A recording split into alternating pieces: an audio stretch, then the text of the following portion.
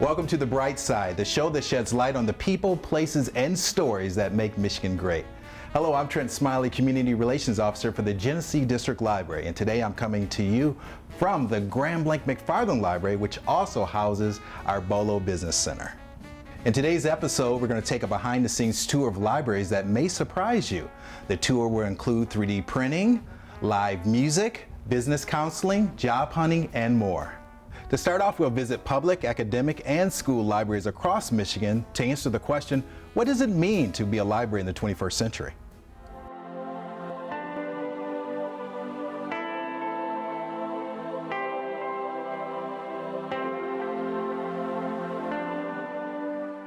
We need to get out of the business of thinking of libraries as just repositories for books. We're really trying to change that, and I think especially in Ferndale that notion has pretty much gone by the wayside. We do still occasionally get people who come in who haven't been in for a while and they are surprised. To give you an idea, we have a Saturday morning yoga series at the library, art shows and art exhibitions, and tonight we have a local band called Soul Explosion performing. In this county especially, there's a real collaborative environment and a really good approach to entrepreneurship and helping entrepreneurs. And the library is a big part of that. So I view libraries and the resources that they have, the expertise that they provide is very, very important, if not critical, to shaping a thriving, growing society, definitely. This is way beyond Google because Google's just the public information, and this is stuff that's put out there. And librarians, I mean, this is what we love, is to dig up that information. The games that they have over there, I really like those as well. There's not a lot of places that people can come and play games in public, in like a public environment. It gives you the opportunity to meet new people. A strong school library media center is essential to the learning process. What we're able to do is we're able to give the best of the traditional sources, the books, the magazines, the print material, and we're able to help students reach out to what the emerging technologies are. One of the best things about our school library program is that it is a total school and total community program. Everyone gets involved. We have so many connections, so many community connections, and we even have people in the community who will say when we bring authors in, if you know kids who can't afford to buy the book, I'll buy 10 books or I'll buy 6 books and give it to them and let them get them signed by the author. So again, evening the playing field. We find a way to make it work for everybody. Right now we're in negotiations with the Knight Foundation of trying to get our Maker Mobile together, which will be a mobile, maybe a Econoline type van that will go around to the different libraries, different community agencies, different organizations in general, where we can offer some of these things like on a mobile basis, take them away from here and take them out to other people. Many of us are fortunate enough to have internet access and computers at home. For those who do not, libraries are important sources of that kind of access to the information that many of us take for granted. This library has become such an integral part of the mosaic of this town, and to succeed the way they have just indicates to me that in the future they'll even have greater success because they are in fact part of this community.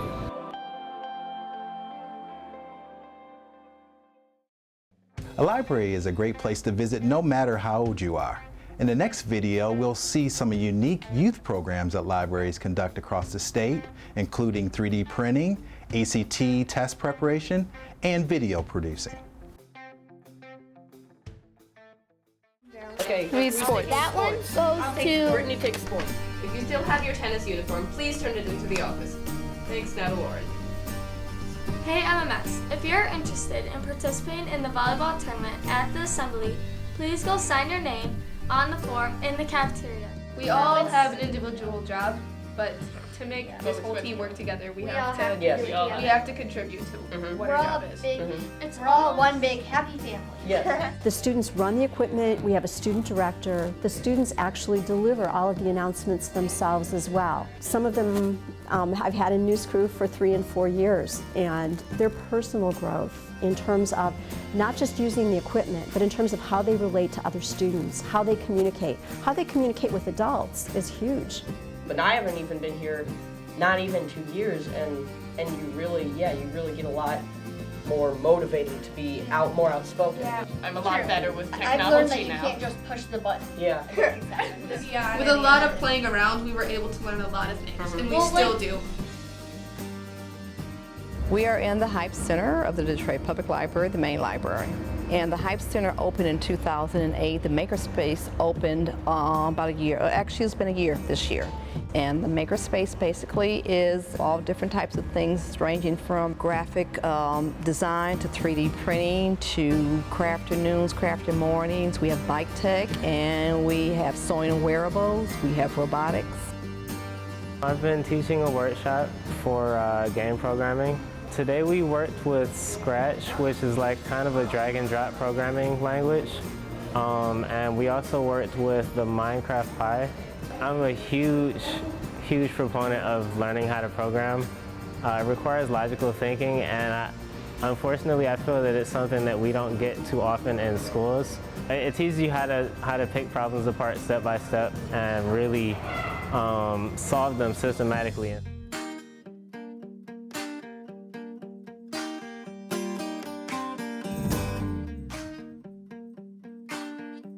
Nationwide, freshman classes have the highest percentage of failure rates, and we were seeing the same thing here.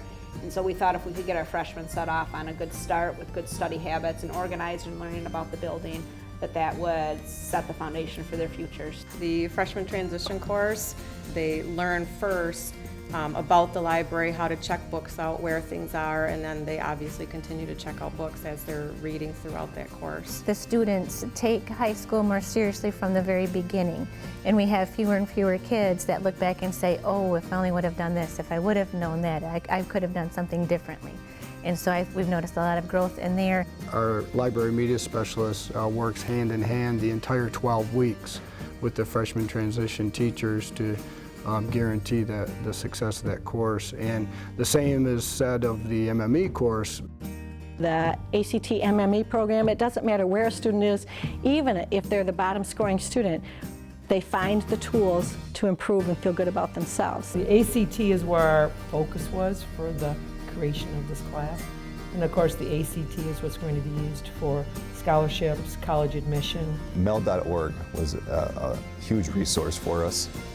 It had many different practice tests. It had test-taking strategies, many different things. So we used the Michigan Electronic Library. I was very surprised at how many students, let's say, would score, a 28, which is very good, and they were not happy. They wanted to go back, and I just never saw that as much in past years. Now with this class, they're like thinking to themselves, well, I put this much work in, I'm going to try this. In the math portion that I tracked, average scores went up 3 points.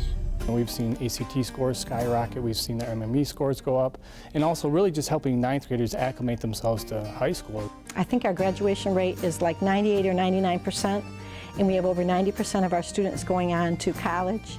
They will be adults who never stop learning new things, who are trying to make the world better in any way that they can. I'm really happy to be teaching a workshop. It is really kind of resparked the fuel in me to, now I have my own game ideas that I might want to work on. This is the MMS News Group signing off. Thanks, have a great day.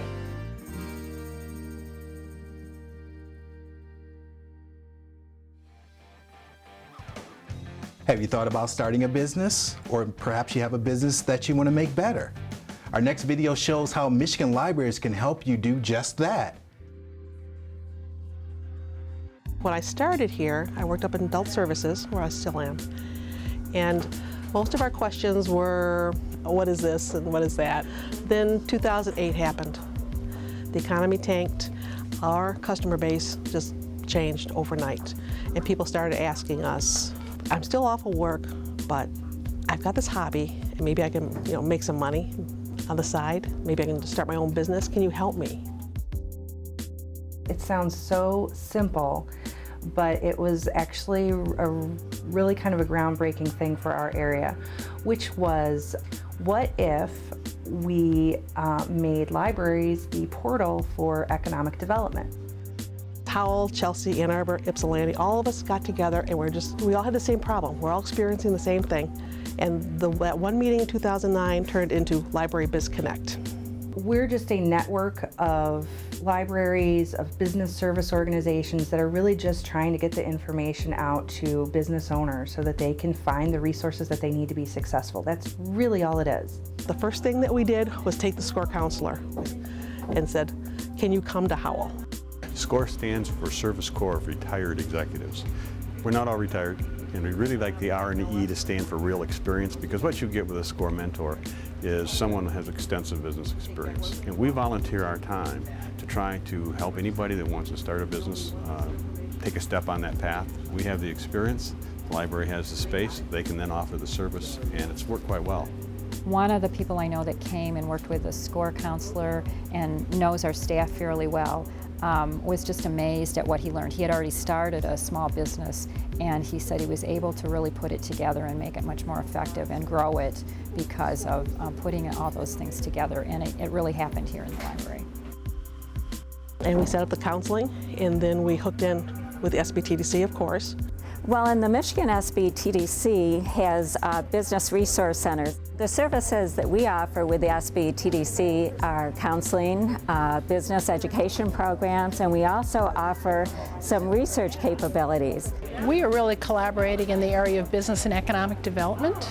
It's just been a fantastic opportunity for us to send our members, potential businesses over to the library to get all the details they need before starting their business. We were already working with the Chamber of Commerce, and as things progressed, we were connected to Clear University in ways, and it just came together very well. The community put together a program called Leg Up, the Livingston Entrepreneur Group United for Prosperity.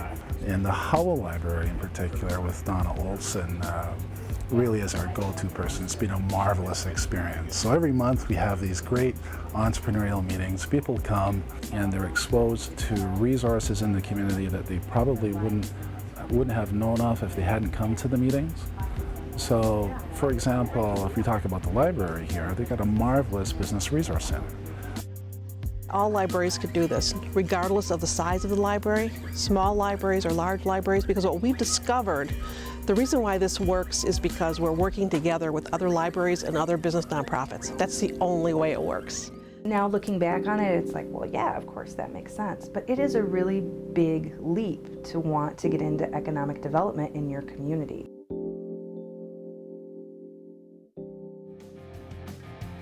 Another area that libraries are involved in is career development. In the next video, we'll see some creative ways libraries are helping people find employment and learn new job skills.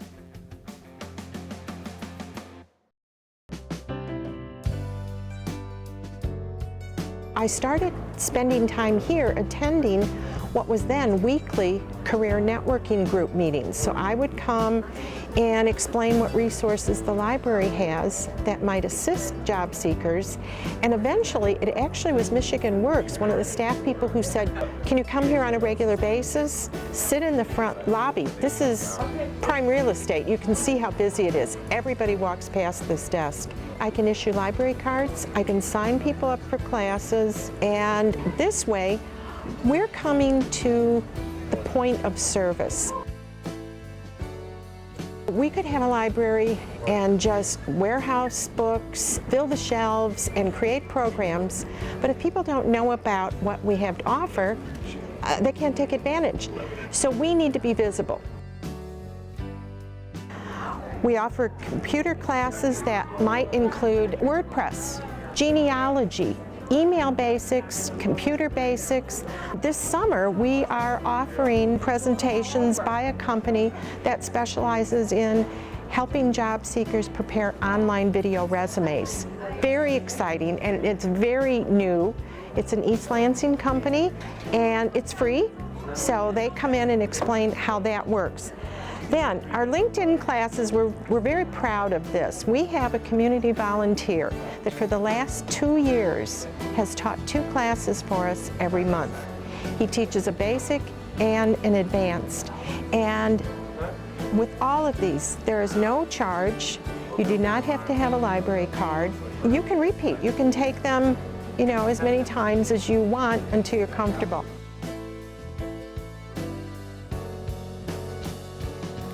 Lansing Community College plays a big role in the workforce in our community in certain areas. 75% of allied healthcare professionals in the area are LCC trained. 70% of the firefighters in the region have come through our programs. The library is a critical part of those programs because we're teaching those information literacy skills, and they're also critical to the ongoing accreditation and excellence of those programs. In terms of more general career development, we have a number of resources in terms of career assessment, books, databases, ways that people can improve their skills, for example, computer tutorials, practice tests in areas of need, and a number of really basic things like how to do a resume, how to write a cover letter, and all those sort of basic job hunting skills. Fundamentally, our role as a community college library is to help our students succeed, be that academically, in their careers, in their personal lifelong learning.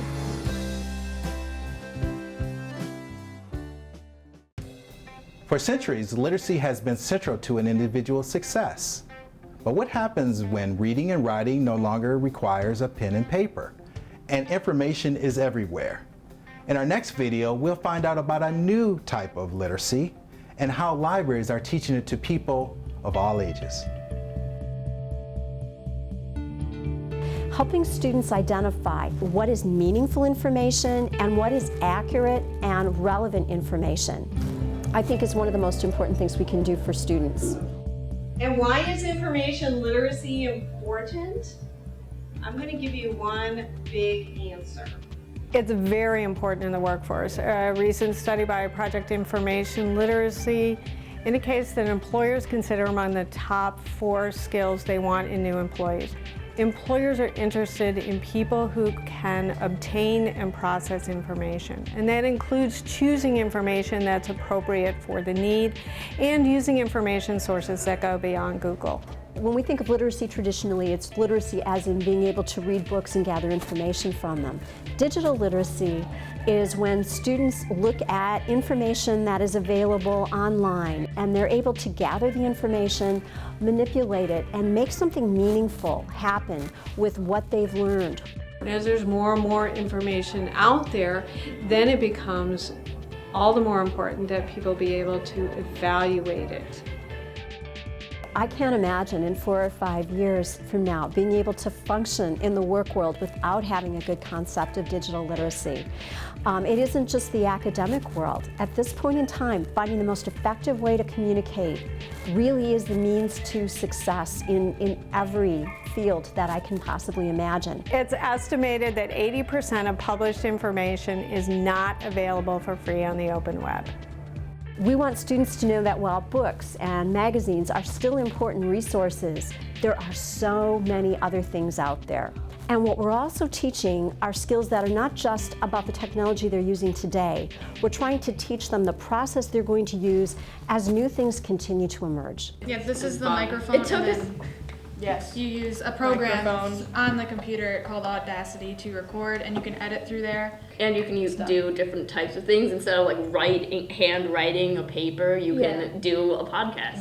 Yeah. So we use this place for just daily announcements and like extra projects. We also use this place for our history project, the inventions one. Yep. About inventions during the Industrial Revolution. Yes.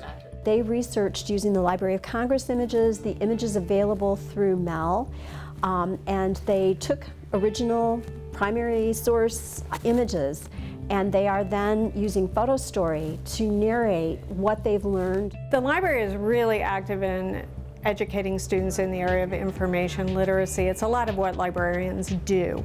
84% of our writing classes come in for library instruction. 79% of our reading and student development classes come in for instruction. All of our nursing students come in, all of our fire science students come in. Every librarian here has had a student come back and say, I got a 4 on that paper because you helped me.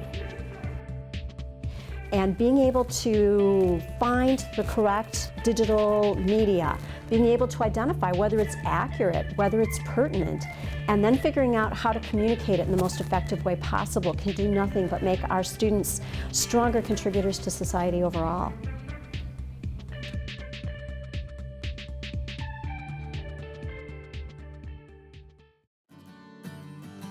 A library is more than a physical space. Next, we'll see how libraries are going beyond their borders and out into the community. When they say best small library in America, you think small library, and it's not. I mean, we've got a lot of space, and we're big in terms of ideas and community. People think it's funny when I say this, but materials are really secondary to the work that we do. The important work is building relationships. We think about the library as really the person we go to whenever we have an idea on how we can improve or better impact our community, especially economically. We want to open our space and help the library see this as a space that they can create programming in, and they have. It's been very successful. We do a trivia night with them and we do a book club. You know, when we do the trivia nights here, it's packed. So there's definitely an economic impact for us as business owners. When you see the library partnering with the River Gallery, with the Ale House, just makes it kind of cool.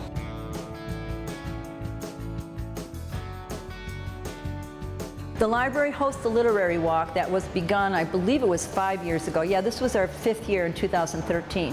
What we have done is each year hosted a group of writers that we invite in, and they are reading and speaking and selling their books and reading their work all throughout spots and towns. And then all the guests that come to hear the writers walk all over historic downtown Chelsea from venue to venue. They listen to great poetry and they meet their favorite authors. And then at the end of the day, we have a reception at the River Gallery. The beautiful thing about collaborating is by working together, we can achieve things that we normally couldn't do on our own. And one of them that's unique is our comedy showcase. We partner there with the Ann Arbor Comedy Showcase in Ann Arbor, and essentially what they do is they provide their weekend talent to us a night ahead of time. And it's not unheard of for us to bring in 150, 200 people that will come bring a blanket or a lawn chair and sit out on our front lawn and listen to professional stand-up comedy right at the library. Authors in Chelsea, we bring in 3 nationally known authors and work with the schools, and they go from classroom to classroom, working with classrooms individually, so the kids have some really one-on-one time with these authors and learning about writing, learning about publishing, and then we have the author come to the library at the end. So it's just a really big festival about these different authors these kids get to meet. The library has embarked on a community history project. It's called Stories of Chelsea. So we have a website called Stories of Chelsea where you can view documentaries we've made with interviews featuring World War II veterans, Korean War veterans. We're working on Vietnam veterans, focusing on farmers in the area and the history that we have in agriculture in this community. So yeah, content creation is a huge opportunity for libraries to really be treasuring their community and to be building collections that can't be replicated anywhere else. We have 800 people that come through our door every day in a community of 15,000 people. And so the library is kind of a gateway into the downtown. And we have a very vibrant downtown here with restaurants and small businesses, art galleries. And so, you know, the library really serves as an anchor, as a way to transition people from the library into the downtown community. You know, what we're doing here is creating a community that we enjoy living in. We like to be part of this community. We have fun here. What's special about the Ferndale Public Library is it really truly reflects how the Ferndale community thinks of itself. So there's always fun, interesting, different things happening here. And we really like to think of ourselves as a place where people can go, even if they don't know what's going on any certain day, and find something fun to do.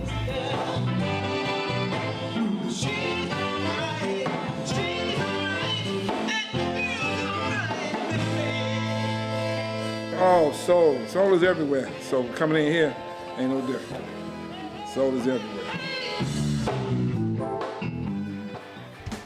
In this community in particular, we have a lot of musicians who live here, and so, you know, showing them that we support that kind of art in our library by giving them a place to play brings more and more people in. And then we also collect their music, which increases their audience. New fans come to see bands they've never heard of and, you know, give them a chance. We just had a big music festival here last month, which was part of a larger festival, but people were really surprised to see the library as a venue. It was after regular library hours, and we had a liquor license for that to serve beer, and there was definitely a lot of people who expressed surprise in being able to drink a beer at the library, and there was a lot of novelty in that, I think.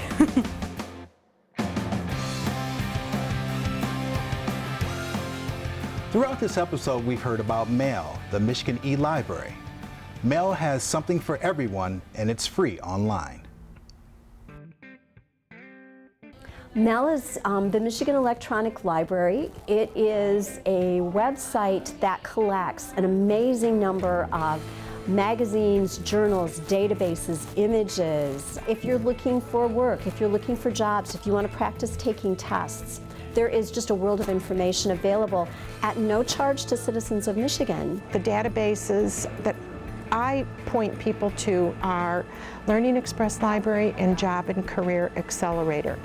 Job and Career Accelerator is a wonderful tool that enables someone to build a resume, build a cover letter, search for jobs, take a skill assessment questionnaire, and then work through the process of trying to find a job, change careers.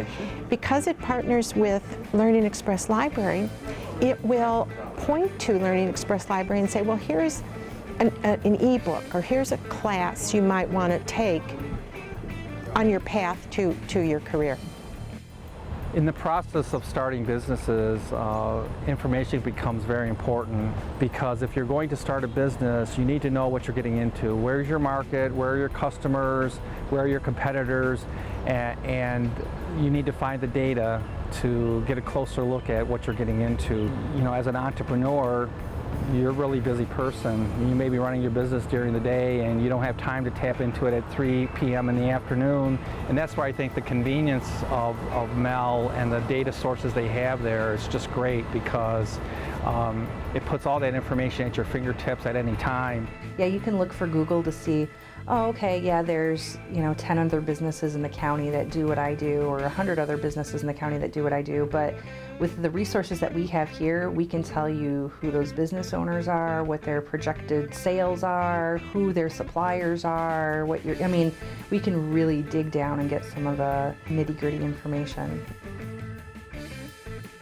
And Learning Express, I know that's one of the programs that's on the Michigan E-Library, and we contacted them earlier this year to tell them the wonderful results.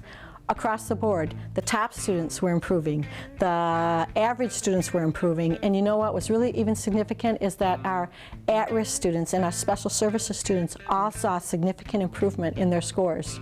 That's a 24/7, 12 months a year resource that's available to all students. Mm-hmm. All students in Michigan. And it focuses on elementary, middle school, high school, different subjects, pretty much everything you think of. I know for me, I would click on biology or chemistry, and it just has little refreshers. It has flashcard kind of ideas just for vocab stuff. I mean, it's a really good tool. And it wasn't just ACT MME, it had AP test on there, Compass test for junior college. So an individual who is studying for their GED, they can go online, they can do the math test, the reading test. Somebody is studying or wants to study for a license, a real estate license. Resources through Learning Express Library lets them go online at their own pace, see what the material consists of, and practice. And then of course they get the answers back. We love MEL, and we tell people about it every chance we get.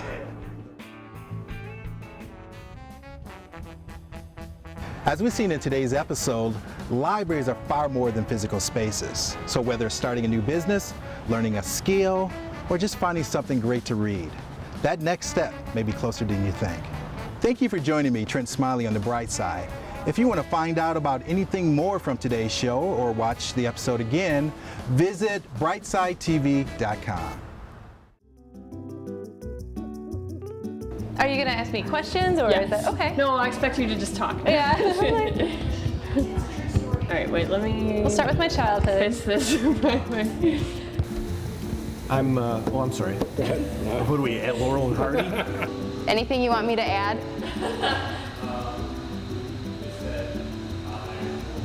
Those guys are cool. For instance, the business nonprofits. A library is a great place, okay? It is. All right. You used to think of the library as a place to go to check out a book, or maybe a VHS video. Oh, I guess I'm showing my age. You can videotape something with the cameras and put it on behind the green screen. Yeah. Do you remember that one time where we had like that human face behind me? Yes. Yes. We had a giant half of a face. Remember when we made a mustache on everybody that time? Yes. Remember you guys put bunny ears on me? Yes, I did.